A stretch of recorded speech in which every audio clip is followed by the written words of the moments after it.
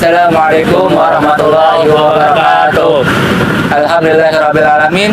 Wabihi nasta'in ala umuril din. Wassalatu wassalamu ala asrafil anbiya'i wal mursalin Sayyidina wa maulana Muhammadin wa ala alihi wa sahbihi ajma'in. Rabbi shrah li sadri wa yassir li amri wa hlul 'uqdatam min lisani yafqahu qawli.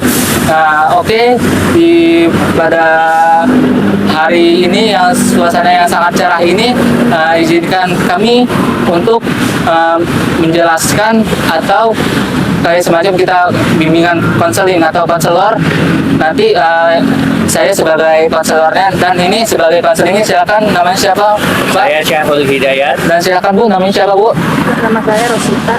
Nah, oke, selanjutnya nanti kita akan kita bahas satu persatu secara tuntas apa permasalahan mereka berdua. Oke, lanjut saja dengan pertanyaan pertama. Ya baik, saya izin bertanya kepada Bapak. Ya, silakan. Saya Mau mempunyai bertanya apa? pertanyaan masalah teman. Hah? Saya Apa? mempunyai teman yang saling membantu, Ah, baik suka duka maupun permasalahan. Itu bagaimana sih cara menjadi teman atau sahabat itu yang baik? kita mencari teman atau sahabat yang baik ya. Nah, kalau menurut pribadi Bapak ya, yang saya ngalamin yakni kalau misalkan kita mau mencari teman atau sahabat, kita lihat dulu dari ruang lingkupnya. Kalau misalkan dia baik atau dia pergaulannya baik, ya kita temenin. Dan kalau misalkan dia taat juga kepada Allah Subhanahu Wa Taala dan juga nurut sama kedua orang tua, nah kita lihat dulu nih dengan segi hal positif yang lainnya, seperti dia rajin sholat, tapi sering puasa dan lain-lain. Kalau misalkan dia memang benar-benar baik, lalu kita bisa menjadikan sahabat atau teman. Kalau misalkan kita mau menjadikan sahabatnya itu, kita harus lihat dulu senuk-benuknya atau permasalahan kita dulu. Apakah kita tuh bisa percaya nggak sama teman A misalkan atau sahabat A? Kalau misalkan menurut kita udah yakin dengan hati kita, ya udah kita mencoba curhat kepada sahabat itu. Bagaimana menurut Bapak Syahrul? Baik, oh begitu ya. Jadi kita itu harus mencari teman yang baik maupun yang buruknya. Kita pinter-pinter mencari teman. Ya harus pintar mencari teman atau sahabat. Karena itu sangat sulit sekali kita mendapatkan teman atau sahabat seperti itu. Ya, baik. Terima kasih atas jawabannya dari permasalahan saya itu ya Pak. Ya, terima kasih. Saya mulai pertanyaan yang kedua, masalah saya punya teman Ya, di musola itu suka bercanda dan ngobrol sama teman sebelahnya. Itu bagaimana solusinya biar teman itu tidak bercanda dan ngobrol di sampingnya ketika di musola? Itu teman sebaya atau adik kelas atau gimana ya? Teman sebaya. Kalau teman sebaya itu umurnya berapa? Ya campur-campur. Enggak, teman kamu yang paling dekat umurnya berapa? Umurnya 21, tapi ada juga dari teman lain yang umur di bawah masih SMP atau SD. Oh, jadi kamu mau tanyain di umur 21-nya, 21 tahun, atau di masa anak-anak SMP itu? Kalau misalkan di umur 21, kita kan sudah berpikir dewasa ya.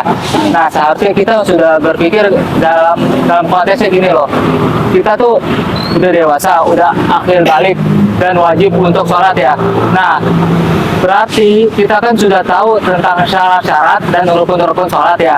Nah, apa hukumnya ketika kita lagi sholat berjamaah, kita bercanda kan pasti mendapatkan dosa, betul kan Pak? Iya.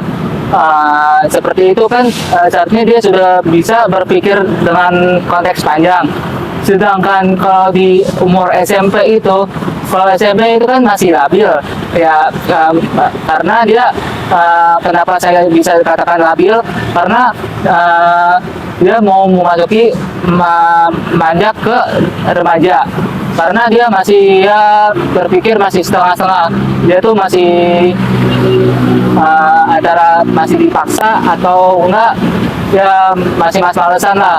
Nah, salah satunya kalau misalkan dia ngerjain tapi sholat di musola, nah itu kita salah satunya bisa nasehatin dengan baik-baik. Kalau misalkan tidak bisa juga, coba Bapak komunikasi lagi kepada kedua orang tuanya, kepada kedua orang tuanya agar anaknya itu bisa dinasehatin lagi dengan baik sama orang tuanya. Kita tuh sudah berusaha untuk menasehatinya, tetapi mungkin lebih ampuh lagi kepada kedua orang tuanya. Begitu Pak, gimana? Ya Solusi baik, saya. baik. Terima kasih atas solusinya terhadap masalah saya itu tentang teman di musola yang bercanda dan ngobrol di sampingnya. Ya, baik. Lanjut ke pertanyaan ketiga. Pertanyaan ketiga itu saya mempunyai seorang teman itu, dia itu ketika ngaji, dia itu ketika guru lagi ngomong selalu memotong omongan gurunya itu.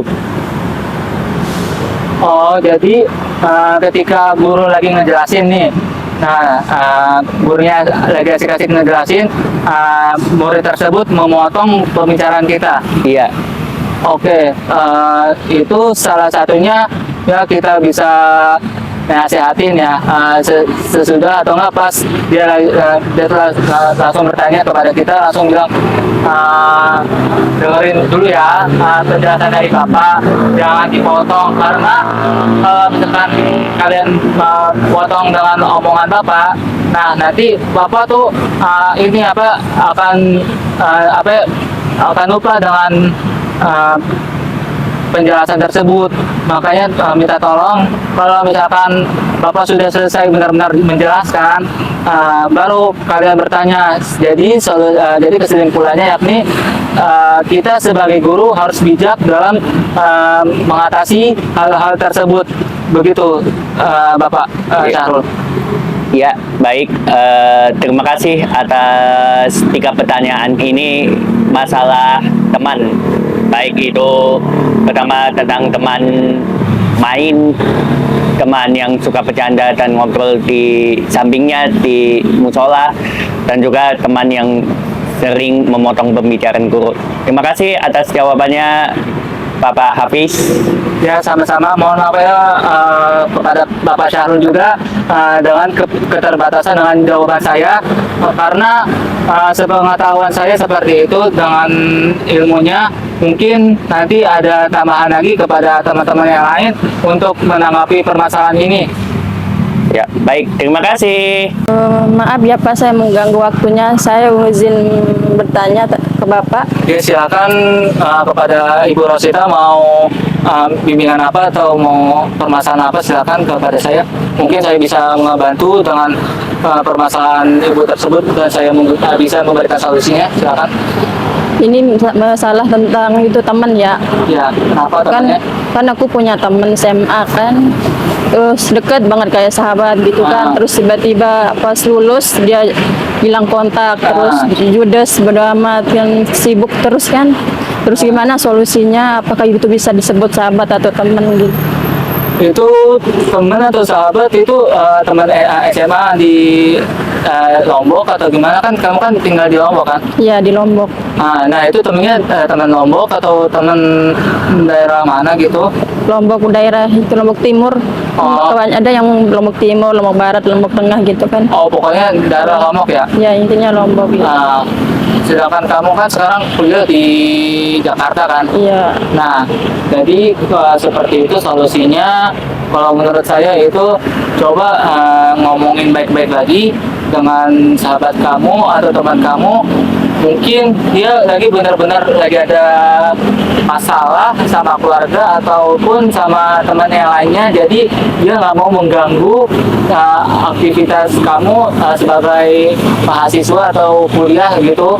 Jadi solusinya yakni ya coba diomongin baik-baik, kenapa permasalahannya kok bisa jadi judes kepada kita, atau bodo amat, atau ya udah nggak peduli lagi lah kepada kita gitu loh.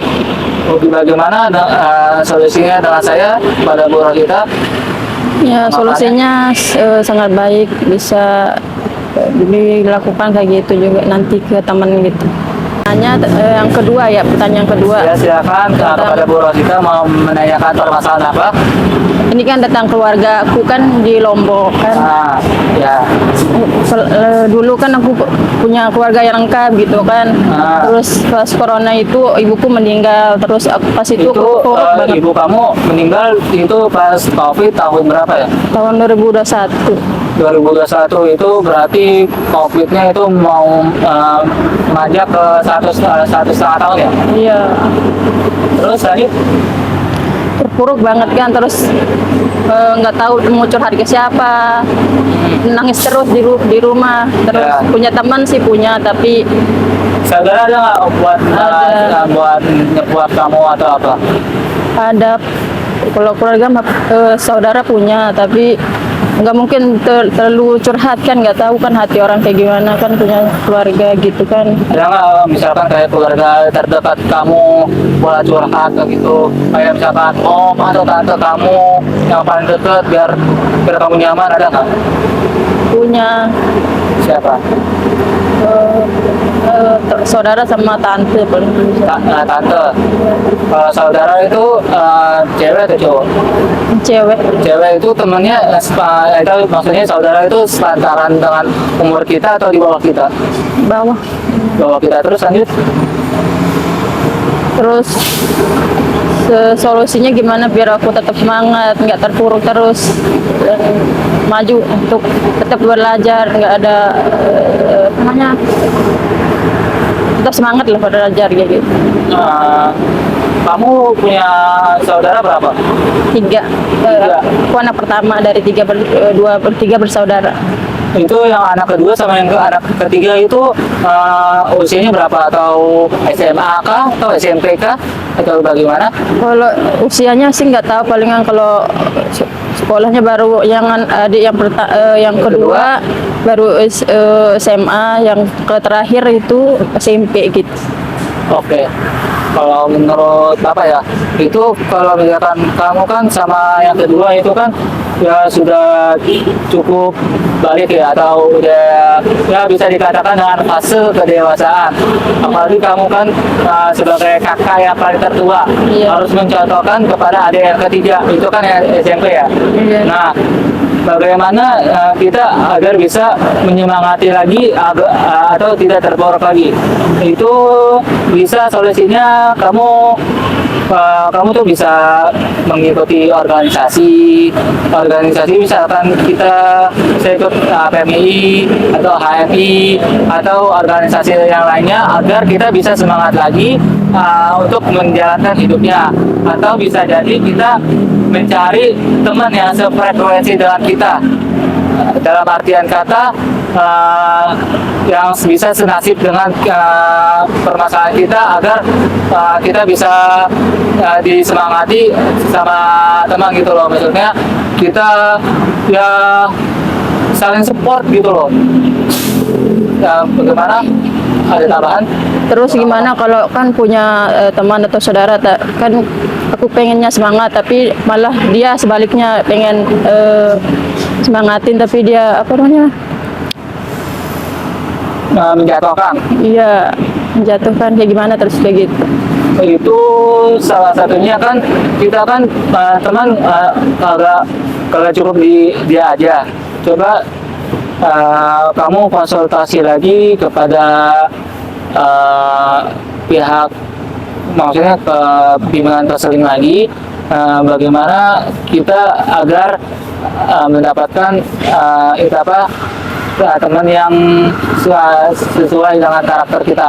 Karena saya sendiri belum sampai segitu, tapi sepengetahuan saya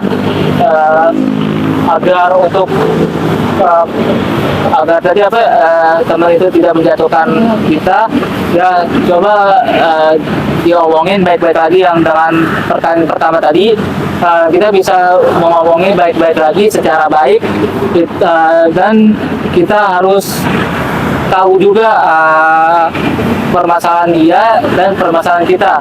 kalau misalkan dia lagi ada masalah ataupun nggak ada masalah, kita lihat dulu dengan mood dia atau kondisi dia, apakah kondisi dia lagi baik atau kondisi dia lagi buruk.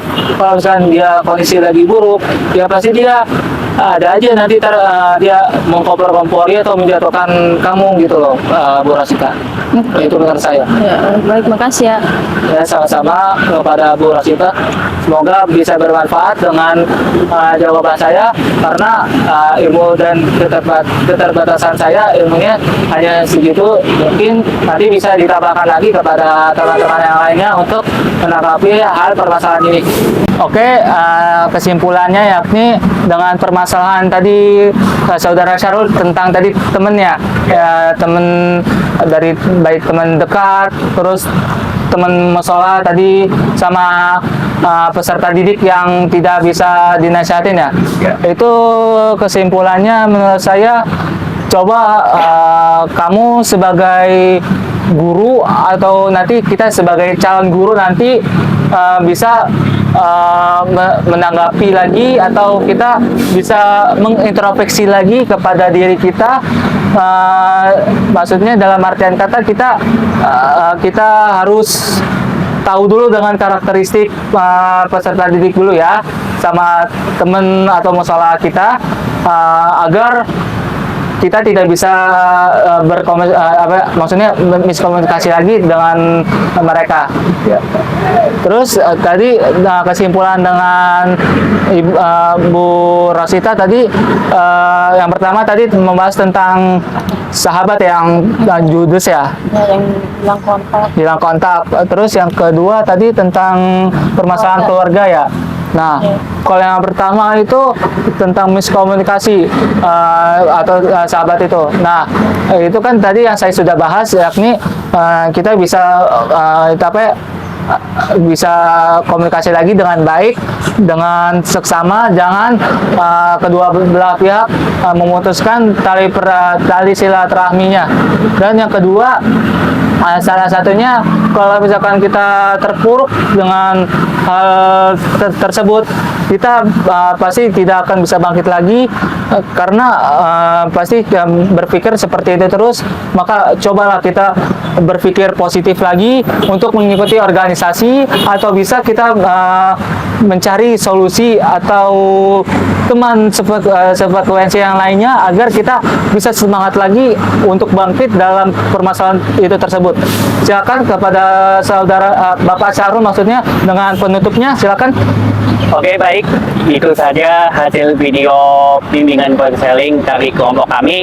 Apabila ada kesalahan maupun kekurangan, mohon dimaafkan yang sebesar-besarnya, hanya karena kesalahan itu terdapat dalam diri sendiri, dan kebenaran hanyalah milik Allah Subhanahu wa Ta'ala. Kurang lebihnya mohon maaf.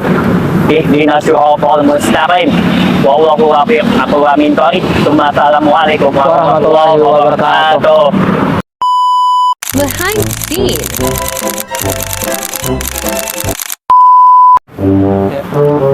Baik Pak, saya mau menanya yang kedua ya, pertanyaan kedua.